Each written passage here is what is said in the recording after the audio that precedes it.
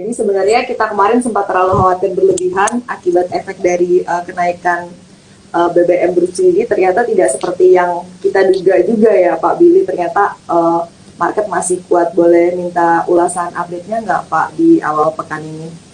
Oke. Mungkin kalau kita ngomong di soal market ya, Ci ya. Kalau kan memang karena BBM kemarin naik itu kan, jadi semua orang pada mikir, wah nanti Senin market bisa turun nih, gitu kan. Terus juga apa bisa ARB lah apa segala macam. Tapi di satu sisi kita harus tahu bahwa memang itulah yang dibutuhkan oleh market kita. Karena kenapa? Jumlah subsidi BBM kita ini sudah bisa dibilang tuh kan melebihi kuota ya, Ci ya. Gitu. Nah, makanya kan ini memang diperlukan sebenarnya kenaikan seperti ini.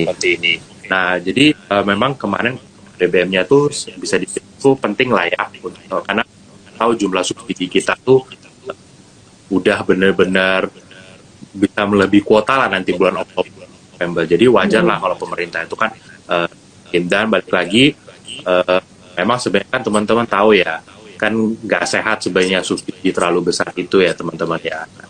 Jadi itu menimbulkan bahwa foreign itu jadi suka nih sama bahwa negara kita ini berarti nggak ngabisin duit untuk bakar-bakar duit aja ya Ci ya. Gitu. Nah, kan juga ada pertanyaan, emang nggak takut kalau inflasi itu kan inflasinya jadi tinggi jadi 7%, kan? Terus nanti BI rate naik, bunga, jadi marketnya bisa turun dong. Nah, tapi kita harus juga kejadian di tahun 2005 nih, Ci. Nah, di tahun 2005 itu kita itu mengalami banyak gitu ya. Iya, sebenarnya kau Billy mohon maaf. Jadi setelah tadi nggak pakai itu, jadi patah-patah. Sebenarnya memang iya sih, saya dengar juga patah-patah. Jadi kayaknya sebenarnya kalau saya sih lebih prefer tadi pakai ini, iya karena nggak patah. Tapi memang agak bergema. Gimana teman-teman? Kita pakai ini aja ya tadi patah-patah. Oke, kayaknya lebih ini. Kalau buat saya sih. Mari kita lanjut ke Billy sampai nanti ada komen dari Nah, jadi di tahun 2005 kemarin kita tuh menghadapi The Fed naikin suku bunga. Itu suku bunganya mereka naikin agresif. Setiap meeting tuh naikin mungkin 25 basis point. Terus abis itu kita naikin BBM juga waktu itu tinggi loh, Cialim.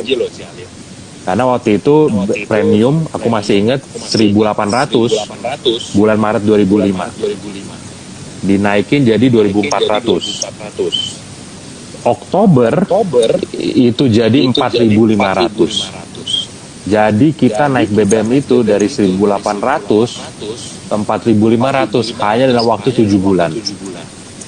BI naikin suku bunga juga dan agresif waktu itu. Jadi bayangin, the Fed, BI naikin suku bunga, bensin kita naik hampir 150% waktu itu.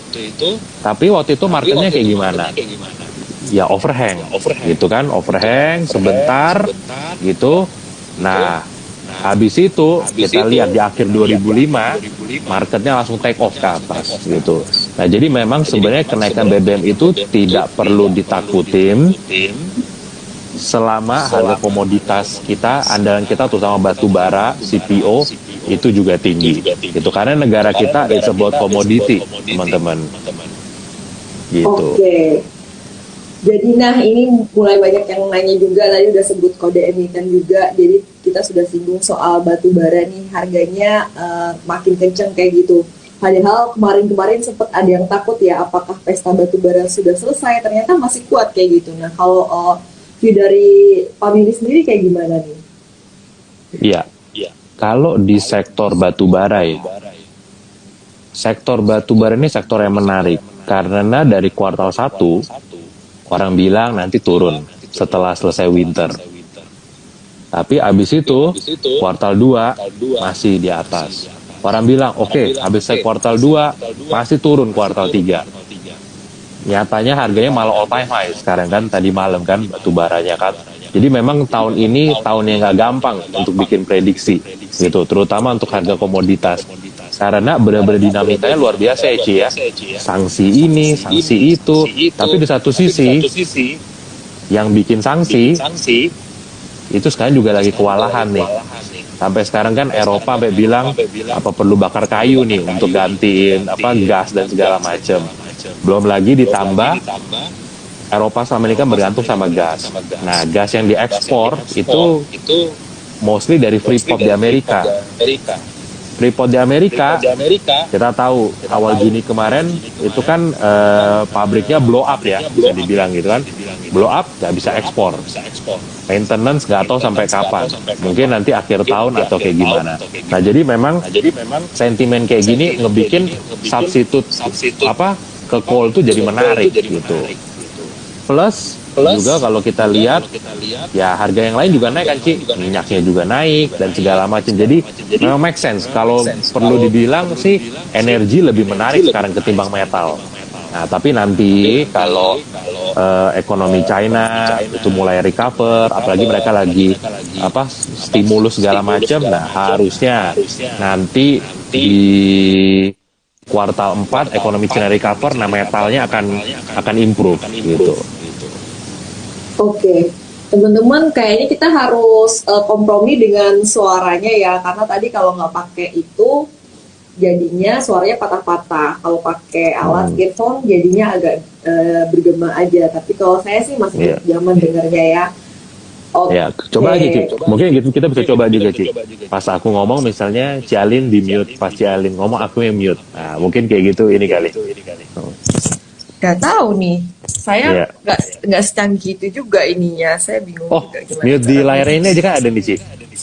Mana nih? Ya situ maksudnya. Oh situ, oke siap. Ya situ aja. Baik, nanti kita coba ya. Kalau misalnya Pak Billy ngomong, saya mute, oke. Oke. Baik. Tadi ada yang nanya kalau di Indonesia ada nggak sih emiten gas yang terpengaruh sentimen yang tadi kita bahas tuh? Kita ekspor gasnya sampai ke sana atau kita akhirnya kena sentimen aja nih gitu. Jadi ada kayak. Iya, oke.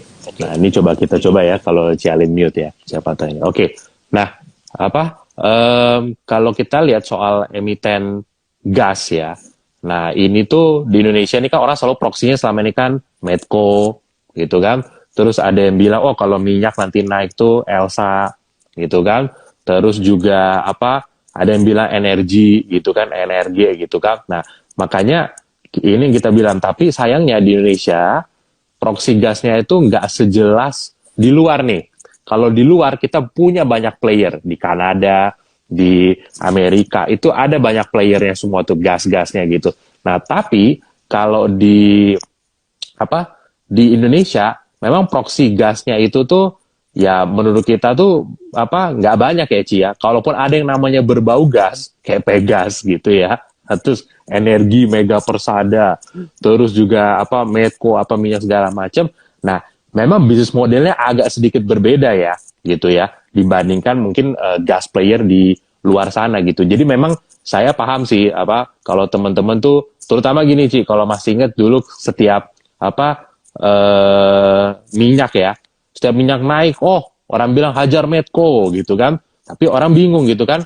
Medco-nya kok pelan banget naiknya, nggak naik-naik gitu kan. Terus kalau lihat laporan keuangannya juga kayak, ini cuannya kok kurang besar mungkin segala macam gitu kan. Ya karena memang beberapa emiten di Indonesia yang di bidang gas sama segala macam tuh memang saya kalau mau bilang ya nggak mudah teman-teman untuk memprediksinya. Bahkan saya sendiri pun kadang-kadang kalau laporan keuangannya emiten-emiten yang berhubungan dengan related gas dan segala energi minyak kayak gitu tuh nggak gampang Ci bacanya gitu. Karena kadang-kadang kita pikir ya pasti profit gede nih kuartal yang ini. Tapi tiba-tiba pas laporannya ada aja akun-akun gitu kan yang bikin kita kayak garut-garut kepala juga, kok ada akun kayak beginian kayak gitu kan. Nah makanya sebenarnya yang paling jelas di Indo itu kita paling gampang analisa tuh memang sektornya tuh kayak coal gitu sih. Coal kita tinggal expect kira-kira dia productionnya naik apa enggak. ESP kan kita bisa ikutin dari pasar global. Terus juga kita bisa lihat ya, kita kira-kira lah ngobrol sama manajemen, stripping ratio lu kira-kira bakal kayak gimana segala macam. Ada cost yang gede nggak, tertentu banget keluar apa segala macam. Kalau nggak ada, itu tuh lebih gampang visibility-nya.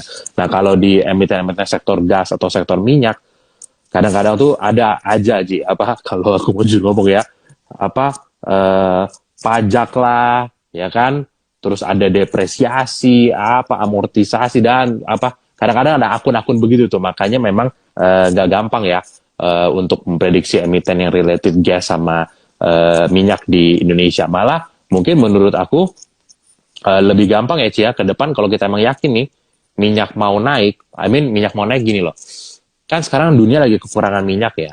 Nah, pada saat orang mau menggali minyak, bikin sumur segala macam, itu tuh butuh upstream apa support player gitu kan. Nah, contohnya kalau kita di Indonesia tuh ada kayak Wintermar, ada kayak Logindo. Nah, Wins dan Leat ini nanti kalau memang apa eksplorasi minyak ini ngegas lagi, ini pasti dua ini akan langsung kelihatan nih di kontrak-kontraknya mereka. Karena di luar negeri emiten-emiten yang apa ngeborin bantu bikin apa support untuk ngebor minyak ini itu semua udah mulai kebanjiran order gitu. Nah, jadi dan kalau kita lihat kapal yang udah dipakai sekarang untuk ngebor pun itu di luar negeri itu yang udah tua semua. Jadi emang supply-nya tuh bisa dibilang nggak ada gitu. Jadi memang di minyak itu sekarang kita ngalamin low investment di satu sisi. Selain low investment, untuk bikin sumur baru pun kita masih bergantung pada peralatan-peralatan tuh support yang lama semua. Jadi kedepannya kalau memang ini dunia mulai berinvestasi ke oil lagi, saya rasa sih kalau di Indonesia mungkin proksinya ya mungkin ada di kayak Wintermar gitu kan, di Logindo, atau juga ya mungkin kayak El Nusa apa segala macam. Nah, proksinya tuh di situ. Medco menurut saya sebenarnya lebih ke ini ya, apa prospeknya lebih ke ininya teman-teman, ke amannya gitu. Jadi kalau memang amannya kinerjanya itu bagus, apalagi di luar sana ada rumor katanya nggak lama lagi mungkin akan go public ya. Saya nggak tahu ya, karena dari dulu aman itu saya dengar udah pernah mau IPO, tapi belum lagi apa segala macam ya. Kita tunggu lah. Tapi maksudnya encouraging untuk ngelihat result Medco yang terakhir sih gitu teman-teman. Kalau energi ya teman-teman tahu lah, itu akan ngikutin ketua gengnya kok. Kan ketua gengnya yang teman-teman apa heboh semua berapa hari ini gitu. Oke, nah tinggal di unmute aja nih Ci. Coba. Apa tuh kalau ketua gengnya?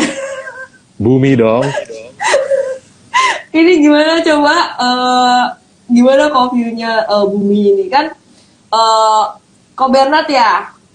Targetnya 200 ternyata udah hit lewat. Nah selanjutnya kayak gimana nih kalau dari Pak Billy sendiri ngelihat Bumi ini, terutama kan belakangan yang lagi banyak dibahas juga soal private placement itu bakalan kayak gimana, prospek dan juga challenge yang perlu kita perhatiin. Oke, ya. Nah, kalau Bumi, memang ini saham yang menarik ya teman-teman ya.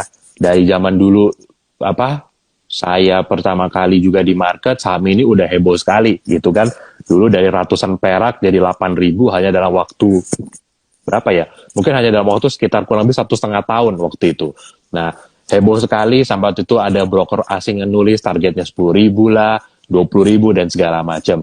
Tapi yang dari dulu selalu aku highlight dari Bumi ya Ci ya, apa mungkin apa kalau teman-teman ada yang apa join grupnya Michael gitu ya, Michael Yo. Dari dulu awal Juli apa Juni aku udah bilang pas Bumi. Waktu itu semua orang tanya, ini kapan nih call udah naik gitu kan? Tapi kok Buminya nggak main-main waktu itu kan? Ada roda kemana-mana, ITMG udah kemana-mana, tapi Buminya kok nggak? Nah, teman-teman memang harus berkaca pada Bumi pada tahun 2017 kemarin kalau masih ingat, 2016. Waktu itu harga call juga udah naik teman-teman. ITMG udah naik, PTBA udah naik, ya kan? Semuanya udah pada naik, Bumi waktu itu ketinggalan. Masih ngendon di 50 waktu itu kan. Nah, tapi ketika ada story restruct utangnya waktu itu, yang waktu itu dia mulai mau convert lah di 926 dan segala macam itu, harga sahamnya tuh langsung shoot up ke atas. Nah, dari situ aku sebenarnya udah mulai punya pengalaman. Oh, berarti kalau Bumi, it's not about call price doang nih, tapi it's about depth-nya gitu kan. Nah, makanya kemarin pada saat call-nya mulai naik, Buminya masih ngendon di bawah, ya aku waktu itu bilang, tinggal tunggu aja nanti begitu mereka udah mau beresin utangnya, baru pasti akan main. Tiba-tiba ya aku nggak tahu juga gitu ya. Juni, Juli tiba-tiba kan mulai kedengeran tuh, mau 2 minggu lalu kayak kedengeran, oh ini mau rank isu nih dan segala macam, dan ternyata bener kan, eh, berapa hari lalu kita dengar pengumumannya dia akan NPRI. Nah sekarang orang bertanya pertanyaan baru, tapi nanti saham beredar bumi jadi banyak loh ya Ci ya, jadi 340 miliar lembar saham gitu kan, ini bakal jadi yang friend udah banyak gitu kan, apalagi ini lebih besar lagi gitu kan, 340 miliar saham gitu. Nah tapi di satu sisi juga adalah ya kita harus tahu teman-teman, ini kan NPRI ya, apa bentuk rank isunya gitu ya. Nah NPR ini kan berarti kan yang ambil strategik ya, dan saya rasa siapapun yang mengambil placementnya bumi sebesar itu 24 triliun itu pasti bukan orang yang main-main ya gitu ya. Karena apa? Dia nggak mungkin ngambil 24T habis itu cuma placement flipping di market doang gitu. Oh lumayan nih, gue dapet bumi harga 120, ini bumi harga 300, gue jual aja ah gitu kan. Saya rasa investor yang masuk itu udah pasti yang strategik gitu ya. Dan saya rasa juga ke depannya bumi pasti punya plan yang besar ya ke depannya. Nggak mungkin dia cuma masalah rank isu ini untuk beresin utang aja gitu. Kalau teman-teman perhatiin, kalau nggak salah ada beberapa hari lalu ya, saya ada dengar itu Pak di labnya Bumi, itu ya, itu ada di interview, kelihatan Bumi itu ke depan punya plan akan masuk ke green juga gitu. Jadi gasifikasi, dan dia juga punya plan masuk ke energi-energi lainnya gitu. Jadi balik lagi, Bumi bisa mengundang pro and kontra gitu kan. Tapi tergantung Ci, kita pernah di pihak yang mana. Kalau kita pernah di pihak yang untung besar dulu, kita pasti akan anggap bumi itu adalah sesuatu yang bagus. Tapi kalau dulu pernah kena nyangkut, ya pasti akan menganggap bumi itu kayak inilah gitu kan segala macam. Jadi tergantung posisi kita tuh ada di mana. Tapi kalau memang mau personal opinion, buat aku sih siapapun yang ngambil 24 T placement ini, ya kita tahu kan rumornya ada ini ya, King of Noodle gitu kan, Raja Mie yang mau ngambil gitu kan. Nah kalau saya punya pengalaman selama ini ya, ketika ada yang berbau Kaisar Mie ini membeli saham, baik dia ataupun afiliatnya seperti kayak Indolife apa segala macam, itu saya perhatiin sahamnya biasa bagus tuh hasilnya tuh. Contoh ya, DCII, saya masih ingat harga 12.000, Pak Antoni Salim beli di harga 5.000, harganya terbang sampai 60.000. Regardless teman-teman mau bilang liquid atau enggak. Terus juga teman-teman masih ingat di BBHI, ya kan, Indolife masuk di harga 478, harga sahamnya waktu itu sempat 6.000. Terus BRMS. Nah paling gampang kita ngomong BRMS aja Ci. BRMS kan grup Bakri juga. Salim waktu itu masuk di rank isunya, harga sahamnya sempat sampai 250 sampai 300 kan kemarin kan. Terus habis itu apa lagi? Saya tahu saya ada presence juga Salim di Mega gitu kan. Terus ada juga Ahab yang baru-baru ini. Ahab kan Aca ya, ada hubungan sama Salim juga. Teman-teman lihat habis rank isu harganya kemana. Dan yang keenam yang menurut saya nggak kalah fenomenal itu Pani gitu kan. Yang PIK 2 itu kan. PIK 2 kita tahu itu adalah proyek Aguan dan Salim ya kan, proyeknya Agung Sedayu Group lah dan Salim gitu ya. Itu kemarin rank isu di bawah 500, standby bayarnya PT Multi Arta Pratama ya kalau nggak salah ya. Itu kan 50% owned by Agung Sedayu owner, dan juga 50% ada affiliated sama Salim kan. Nah itu tuh hasilnya teman-teman bisa lihat juga di market seperti apa. Jadi sebenarnya balik lagi, saya cuma ngelihat pattern aja yang terjadi seperti itu gitu kan. Biasanya kalau memang benar ya, ini balik kita masih spekulasi ya, kalau benar memang King of Noodle bergabung nih dengan King of yang satu ini gitu ya, menurut saya ada possibility balik lagi ya Ci Alin coba posisiin aja gitu, atau teman-teman posisiin menjadi orang yang mau ngambil 24T gitu kan di harga 120. Kira-kira mau nggak kalau harga sahamnya itu cuma dekat-dekat 120 aja nanti abis gua ambil gitu kan. Nah jadi saya nggak mau kasih rekomendasi atau apa, karena saya tahu profil saham ini kan bukan saham yang ini ya Ci ya, maksudnya yang alon-alon kelakon kayak BCA gitu kan. Ini saham yang pagi ARB, sore bisa hijau atau kebalikannya kayak gitu kan.